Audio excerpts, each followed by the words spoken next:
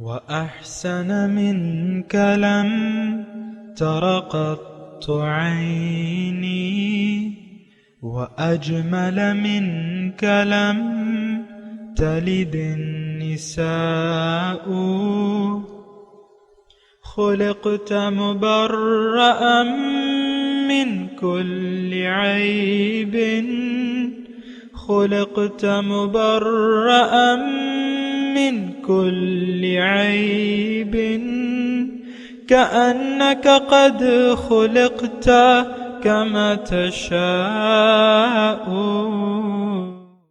كتاب أنزلناه إليك مبارك ليدبروا آياته وليتذكر أولو الألباب. یہ کتاب برکت والی ہے جسے ہم نے آپ کی طرف نازل فرمایا ہے تاکہ دانش مند لوگ اس کی آیتوں میں غور و فکر کریں اور نصیحت حاصل کریں۔ اللہم صلی علی سیدنا محمد معدن الجود والکرم علیہ وسلم۔ اللہم صلی علی سیدنا محمد وعلی آل سیدنا محمد بعدد کل ذرۃ مئۃ الف الف مرۃ۔ سامعین و ناظرین کرام، السلام علیکم ورحمۃ اللہ وبرکاتہ۔ سامعین کرام، سورہ بنی اسرائیل آیت نمبر 94۔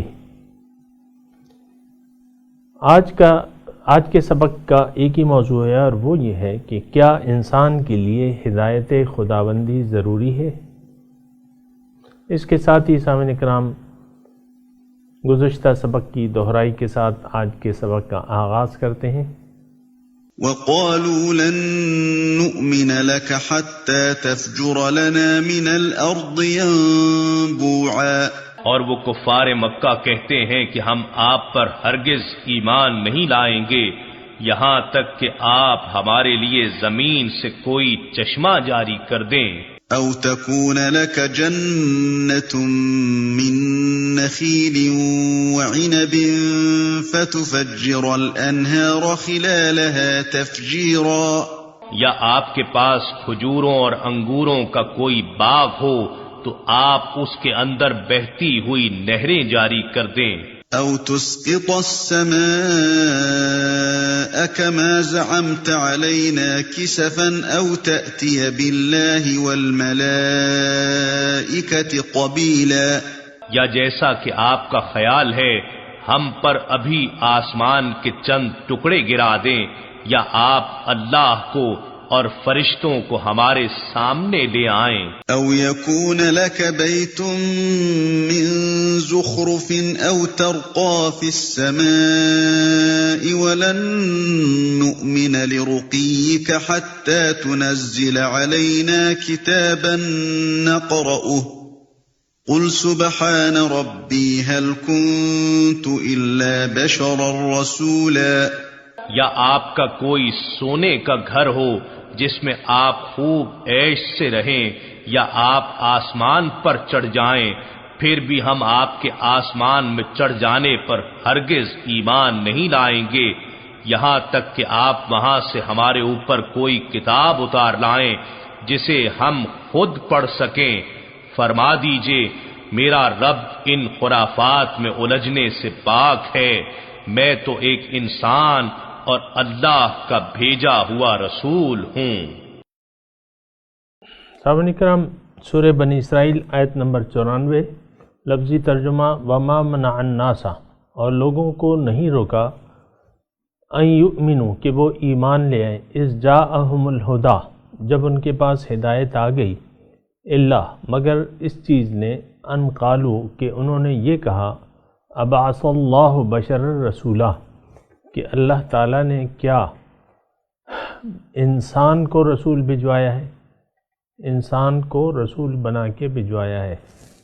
سامعین کرام، بہت اہم آیت ہے، اور اس میں مضمون یہ ہے کہ انسان، ایک تو اس میں دو تین مضامین ہیں سامعین کرام۔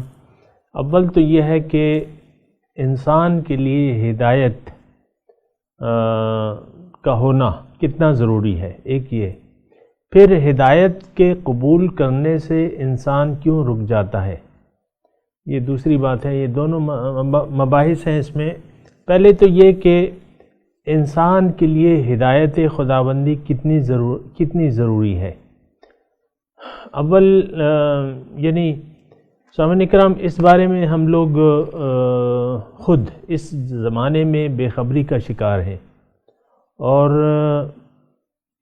میں آپ کو کہتا ہوں نا کہ ایک تاریکی کا دور ہے، غفلت کا دور ہے، تاریکی کا دور ہے، ہر سو اندھیرے چھائے ہوئے ہیں، غفلت کے اور تاریکیوں کے۔ انسان کے لیے ہدایت جو ہے یہ کیا معنی رکھتی ہے؟ اول تو اس پہ تھوڑی سی بات ہوگی سامعین کرام۔ بات یہ ہے، اللہ تعالیٰ نے انسان کو پیدا کیا ہے، کسی اور چیز کے لیے یعنی پیدائش کے بعد ہدایت کی ضرورت قطعاً نہیں ہے، کیونکہ وہ قدرتی طور پہ اس میں ہدایت فیٹ کی بھی ہے۔ اللہ تعالیٰ نے فرمایا کہ اعطى كل شيء خلقه ثم هدى، اللہ تعالیٰ نے ہر چیز کو اس کی صورت بخشی، یعنی اس کو برابر کیا اور اس کو پھر ہدایت دے دی، یعنی ہر چیز کی ہدایت اس کو ہوئی بھی ہے۔ یعنی اگر میں بہت آسان الفاظ میں یہ مضمون کہوں تو میں یہ کہنا چاہتا ہوں کہ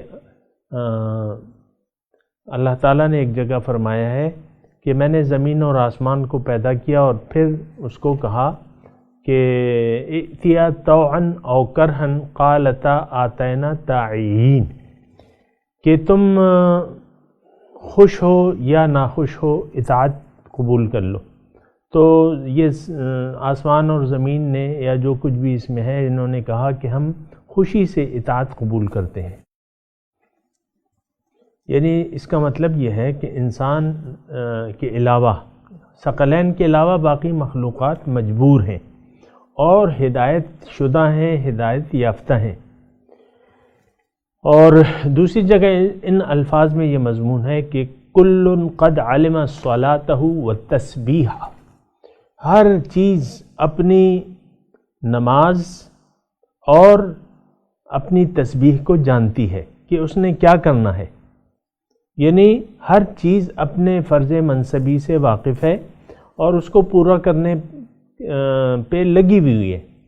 کل قد علم صلاتہ والتسبیح، سوائے یہ ثقلین سامعین اکرام جن و انس جو ہیں، اللہ تعالیٰ نے ان کو آزاد پیدا کیا ہے، ٹھیک ہے، ایک مقصد کے لیے پیدا کیا ہے۔ اور یہ جملہ بھی، اس سے پہلے میں یہ جملہ کہنا چاہوں گا کہ باقی تمام کائنات کی تخلیق کا ایک مقصد ہے اور وہ اس مقصد کو پیدا کرنے پہ مجبور ہے، یعنی اس کے پاس کوئی دوسرا آپشن ہی نہیں ہے اور اختیار بھی نہیں ہے۔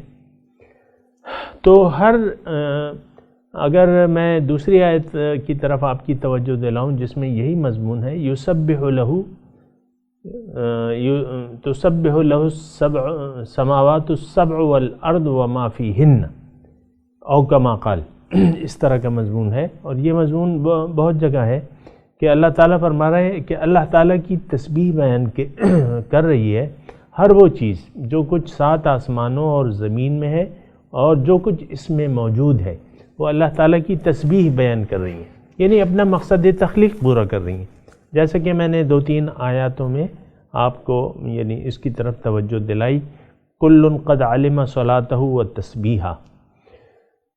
یہ ثقلین سامعین اکرام ایک ایسی مخلوق ہے کہ اللہ تعالیٰ، یہ خلاصہ کائنات ہے جس میں انسان کو فضیلت ہے۔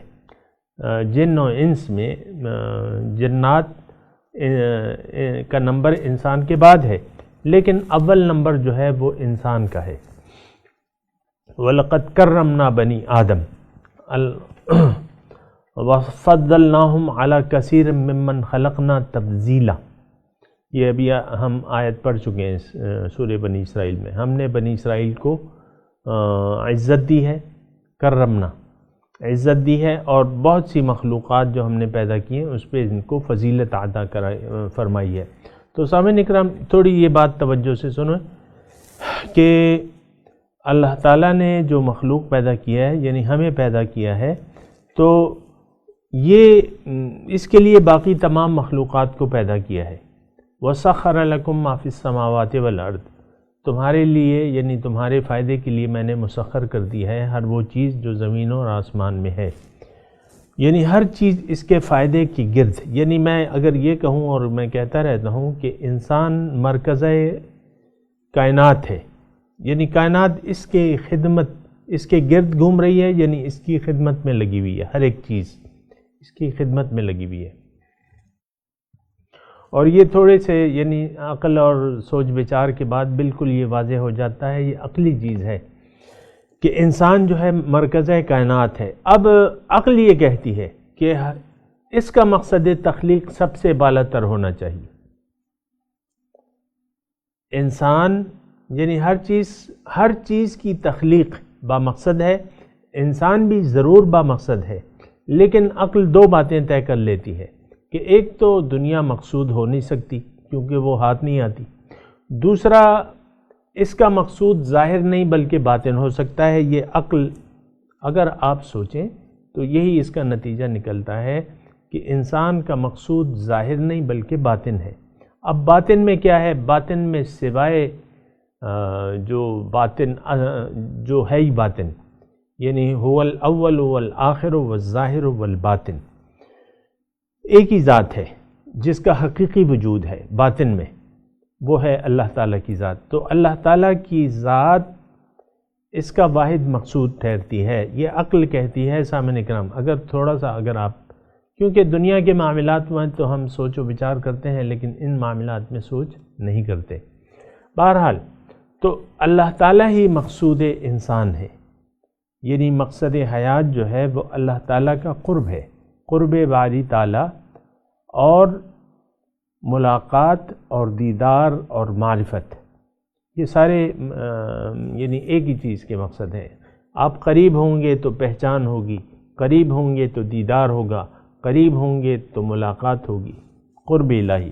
اور یہ وہ مقصد ہے جس سے مشرکین بھی آگاہ تھے، اگرچہ ان کا طریقہ کار ذرا مختلف تھا اور غلط تھا، لیکن وہ تسلیم کرتے تھے کہ انسان کا مقصود اللہ تعالیٰ ہے اور قرب الہی ہے۔ تو جو ان کا غلط طریقہ کار یہ تھا کہ انہوں نے مختلف معبود بنا لیے تھے۔ کیوں؟ اور اس کا اظہار جو ہے وہ قرآن میں اس طرح ہوا ہے کہ ما نعبدہم الا لیقربونا الی اللہ زلفیٰ، کہ ہم ان کی اگر عبادت کرتے ہیں تو اس لیے کہ یہ ہمیں اپنے مقصود کے قریب کر دیں گے، الا لیقربونا الی اللہ زلفیٰ۔ تو یہ یعنی ہم تو سامعین کرام اتنا واقف نہیں ہیں، لیکن وہ مشرکین جو تھے جس وقت یہ نزول قرآن ہو رہا تھا وہ اپنے مقصود سے واقف تھے، طریقہ کار البتہ باطل تھا، اسی کی اصلاح کے لیے حضور صلی اللہ علیہ وسلم تشریف لائے کہ تم کہہ دو کہ لا الہ الا اللہ محمد الرسول اللہ، تو تم کامیاب ہو جاؤ گے اپنے مقصد میں، اللہ تک پہنچ جاؤ گے۔ بہرحال تو یہاں بات ہو رہی ہے سامعین کرام ہدایت کی۔ دیکھیں اللہ تعالیٰ نے انسان کو پیدا کیا، تھوڑا سا متوجہ ہو جائیں سامعین کرام، دیگر کام جو آپ کر رہے ہیں نا وہ چھوڑ دیں، یہ بات سنیں کہ اللہ تعالیٰ نے انسان کو پیدا کیا، اس مرکز کائنات کو پیدا کیا، اور اپنے یعنی جو انسان جس کو وہ اپنے پاس بلا رہا ہے وہ پیدا کیا، دنیا میں اس کو عقل و فکر دے دی جس کو استعمال کر کے یہ اللہ کے قریب ہو سکتا ہے، لیکن اس کو ہدایت نہیں دی، اس کو اپنا راستہ نہیں بتایا، اس کو کامیابی کا طریقہ نہیں بتایا۔ یعنی انسان کو اس کی کامیابی کا طریقہ نہیں بتایا۔ کس طریقے؟ مقصود تو یہ تو کہہ دیا کہ میں تمہارا مقصود ہوں، اب اس کا اللہ تعالیٰ نے اپنے تک پہنچنے کا طریقہ انسان کو بتایا نہیں، نہ پیغمبر بھیجے نہ ہدایت دی۔ یہ ہو سکتا ہے آپ سوچ سکتے ہیں، آپ سوچ سکتے ہیں؟ نہیں، سوچ بھی نہیں سکتے، کیونکہ دیکھیں زمیندار ہے، یعنی فصل اگانے والا ہے، جب وہ دانے ڈال دیتا ہے زمین میں اور اس کے بعد جو ہے اس کی وہ پرورش نہ کرے، اس کا دیکھ بھال نہ کرے، اس کا خیال نہ رکھے، یہ ہو سکتا ہے؟ سوچیں کبھی ہو سکتا ہے ایسا؟ اب مثال کے طور پہ ایک اسکول ہے، بہت بڑا اسکول ہے، اور وہ پہلی جماعت سے لے کر 12ویں جماعت تک بچوں کو پڑھاتا ہے، یعنی اس کی کلاسز ہیں۔ اب ساری کلاسیں موجود ہیں، اور وہاں ساری کلاسیں موجود ہیں، اور انہوں نے انویٹیشن بھی دے دی ہے اسکول والوں نے کہ آپ اپنے بچوں کو لائیں اور اس میں داخل کرائیں۔ اب کیا ہو سکتا ہے کہ بچوں کے لیے نہ کتابیں ہوں نہ ٹیچر ہوں؟ سامعین کرام تھوڑا سا، یعنی میں نے تو آپ کو متوجہ کیا ہوا ہے نا، تھوڑا سا اس بات پہ سوچیں۔ کیا یہ ہو سکتا ہے کہ آپ نے ایک اسکول بنایا بچوں کے لیے، بچوں کی تعلیم کے لیے، پھر اس میں بچوں کو آپ تعلیم نہ دیں؟ مثال کے طور پہ وہ بچوں کو ایک اسکول ایسا ہے جو پہلی سے لے کر 12ویں یا میڈیکل پڑھا دیتا ہے، میڈیکل کالج ہے، لیکن اس کا طریقہ کار یہ ہے کہ آپ بچوں کو داخل کریں گے۔ تھوڑا سا میں اس مثال کو دوبارہ بناتا ہوں، اور وہ یہ ہے کہ آپ کے بچے نے FSC کر لی میڈیکل میں، ٹھیک ہے، یہ تو آپ ہر کالج سے کر سکتے ہیں۔ پھر آپ نے اپنے بچے کو ڈاکٹر کی ڈگری دلانے کے لیے یا ڈاکٹر بنانے کے لیے آپ نے میڈیکل کالج میں بھجوا دیا۔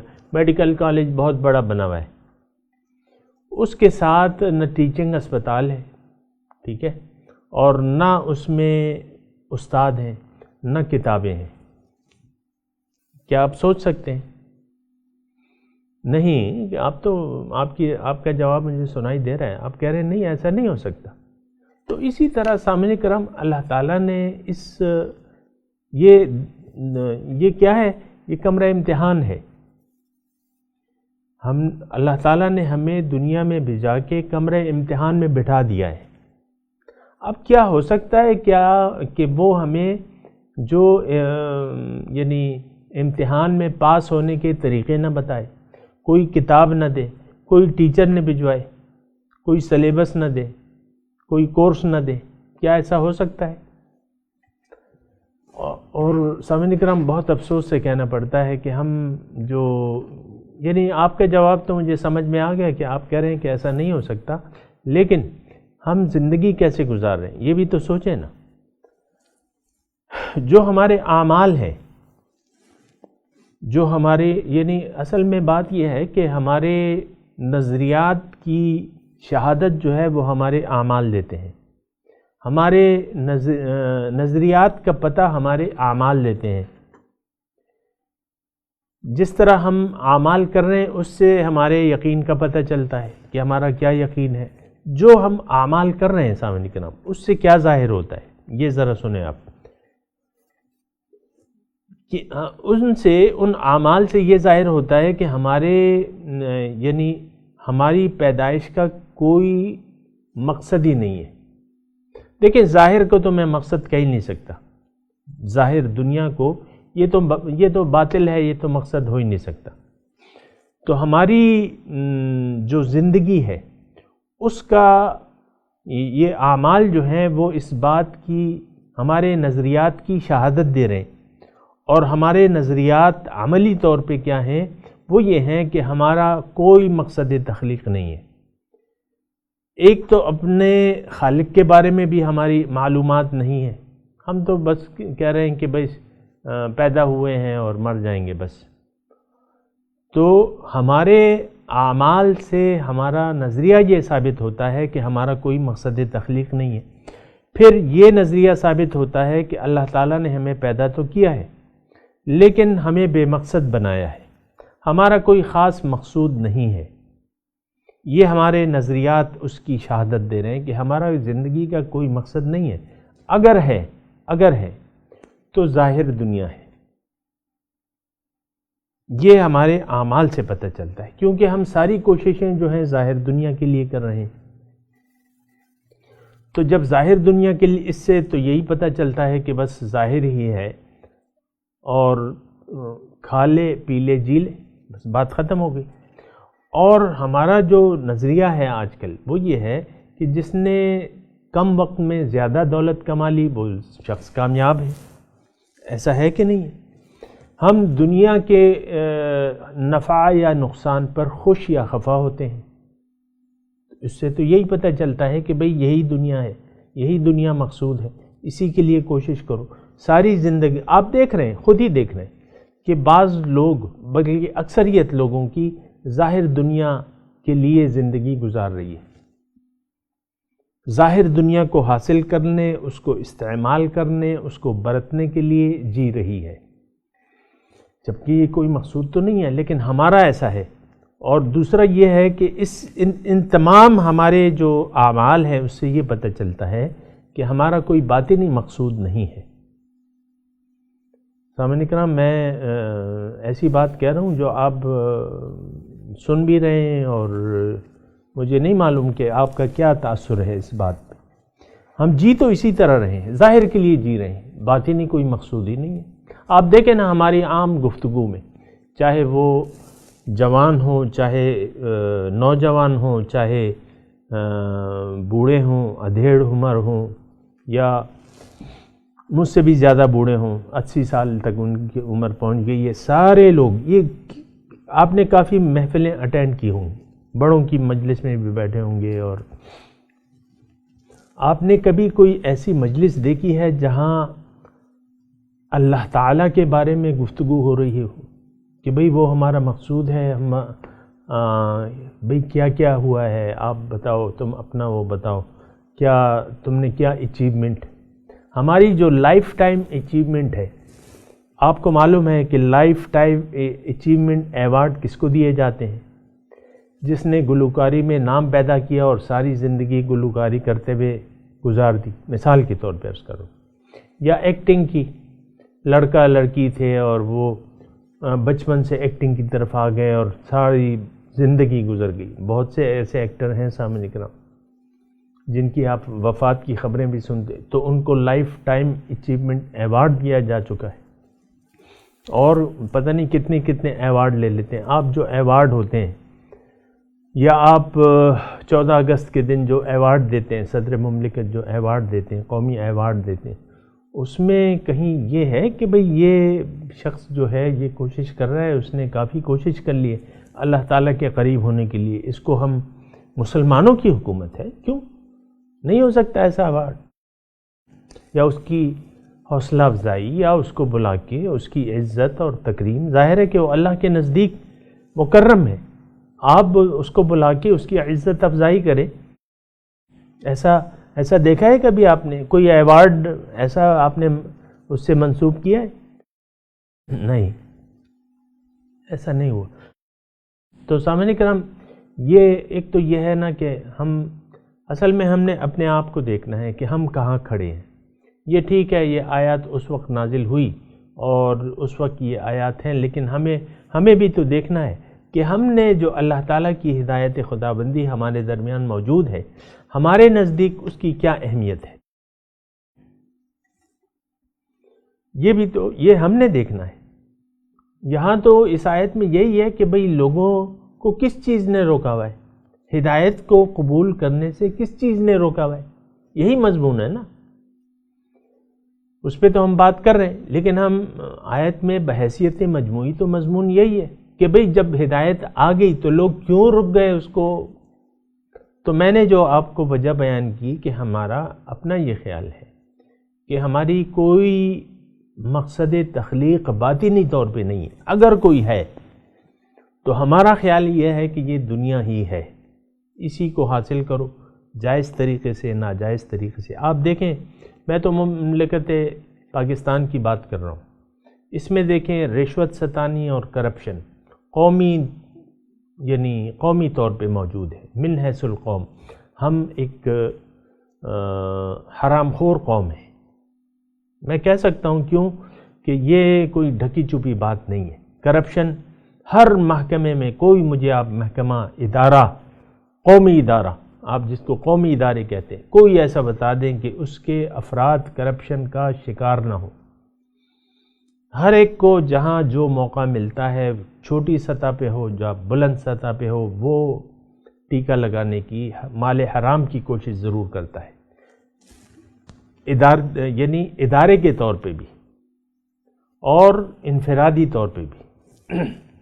چپڑاسی کی مٹھی آپ گرم کر دیں تو صاحب سے آپ کو وہ ملوا دے گا، یا پی اے کے سامنے کچھ نذرانہ پیش کر دیں تو آپ کا کام ہو جائے گا، یا وہ آپ کو طریقے بتا دے گا، پرسنل سیکرٹری جو ہوتے ہیں۔ پھر آپ دیکھیں رشوت ستانی، ہر کام کے لیے مال حرام، جائز کام کے لیے حرام مال کی طلب ہے ہمیں، یہ من حیث القوم بات کر رہا ہوں۔ پھر آپ لوگ ہدایت خدابندی، یعنی ہدایت خدابندی کی تو ہم ضرورت ہی نہیں محسوس کرتے۔ پھر یہ ایز اے ہول، مجموعی طور پہ ہم یہ محسوس کرتے ہیں کہ ہمارا کوئی باطنی مقصود نہیں ہے۔ اللہ ہمارا مقصود تو ہو ہی نہیں سکتا، نو، ناٹ ایٹ آل۔ اللہ تعالیٰ کی رضا کوئی اہمیت ہماری نظر میں ہے ہی نہیں اس کی۔ آپ کا جو نوجوان طبقہ ہے، مثال کے طور پہ عرض کر رہا ہوں، نوجوان ذرا جذباتی ہوتے ہیں، یہ تقریباً اکثریت، دیکھیں اکثریت کی میں بات کر رہا ہوں، یہاں بھی اللہ تعالیٰ اکثریت کی بات اللہ تعالیٰ فرما رہے، لوگوں کی ما منع الناس ان یؤمنوا، کس روکا ہے، کس چیز نے روکا ہے لوگوں کو کہ وہ ایمان لے آئے؟ تو آج یہاں دیکھیں آپ کا میڈیا جو ہے، یہ نوجوان، ظاہر ہے نوجوان طبقہ ہمارا زیادہ ہے، پھر بوڑھے ہیں، لیکن ہمارا میڈیا ہم کیا پیش کر رہا ہے؟ جو ہم پسند کرتے ہیں وہ ہمارے سامنے پیش کر رہا ہے۔ کس چیز کی زیادہ ڈیمانڈ ہے؟ دیکھیں فحاشی، عریانی، بے مقصدیت، میڈیا کے طور پہ میں بات کر رہا ہوں، یہ جو آپ کے جو بکتا ہے، آپ کا یہ چیز بکتی ہے، اس میں بے مقصدیت ہے، لا حاصل گفتگو ہیں، مذاکرے ہیں، لا حاصل مذاکرے ہیں، ٹاکرے ہیں، اور پھر آپ انٹرٹینمنٹ ہے، ڈرامے ہیں، اور آپ کا میوزک ہے، اور پتہ نہیں کیا کیا ہے، لیکن ایک نہیں ہے تو قرآن نہیں ہے۔ قرآن ڈھونڈے سے آپ کو نہیں ملے گا، یعنی قرآن فہمی۔ چلیں ایک چینل نے صبح کے ٹائم پہ تلاوت اور ترجمہ لگا دیا ہے، تو یہ بحث نہیں ہے۔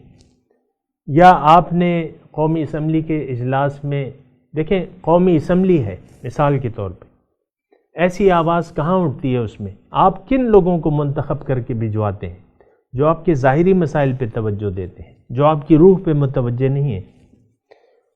وہ لوگ تو کامیاب ہی نہیں ہیں، ان کی تو ضمانت ضبط ہو جاتی ہے، وہ تو الیکشن میں ان کو ووٹ ہی نہیں پڑتے۔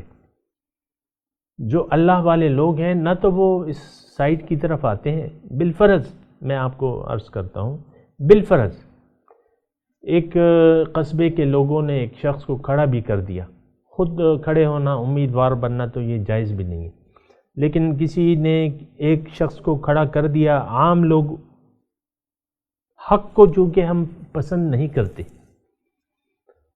تو اس کی ضمانت ضبط ہو جائے گی، یہ میں آپ کو کہہ رہا ہوں سامنے کرام، اس کی ضمانت ضبط ہو جائے گی، جو حق والا ہے اس کی ضمانت ضبط ہو جائے گی۔ آج کل کیا جو سسٹم آپ کا چل رہا ہے کہ آپ نے ایک مجرم اور متقی، اس کا ووٹ ایک کر دیا ہے، مجرم اور مسلم آپ نے برابر کر دیا ہے، اللہ تعالیٰ نے تو برابر نہیں کیا۔ افنجعل المسلمین کالمجرمین ما لکم کیف تحکمون۔ تو بہرحال یہ سامنے کرام گفتگو جاری ہے، میں تلاوت کرتا ہوں، آپ میرے ساتھ دہرائیے، انشاءاللہ اس پہ بات کریں گے۔ اعوذ باللہ من الشیطان الرجیم، بسم اللہ الرحمن الرحیم، وما منع الناس ان یؤمنوا اذ جاءهم الہدی الا ان قالوا ابعث اللہ بشرا رسولا۔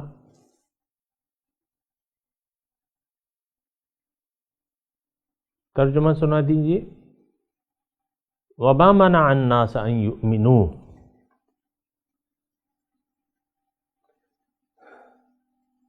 نہیں روکا لوگوں کو کہ وہ ایمان لے آئیں. اذ جاءہم الہدا، جب ان کے پاس ہدایت آئی، مگر کس چیز نے؟ الا، مگر ان قالوا، کہ انہوں نے یہ کہا ابعث اللہ بشر رسولا، کہ اللہ نے انسان کو رسول بنا کے بھجوایا. اس کے ساتھ ہی سامعین کرام آج کے سبق کی تلاوت اور ترجمہ سنتے ہیں. وَمَا مَنَعَ النَّاسَ أَن يُؤْمِنُوا إِذْ جَاءَهُمُ الْهُدَى إِلَّا أَن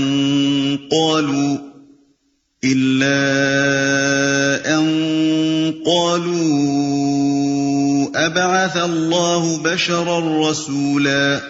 Nothing prevented the people from believing when guidance has come to them, except that they said, "Did God send a human messenger?" اس کے ساتھ ہی آج کے درس کا وقت اختتام کو پہنچا. انشاءاللہ اگلے درس میں ملاقات ہوگی. وآخر دعوانا ان الحمدللہ رب العالمین، والسلام علیکم ورحمۃ اللہ وبرکاتہ.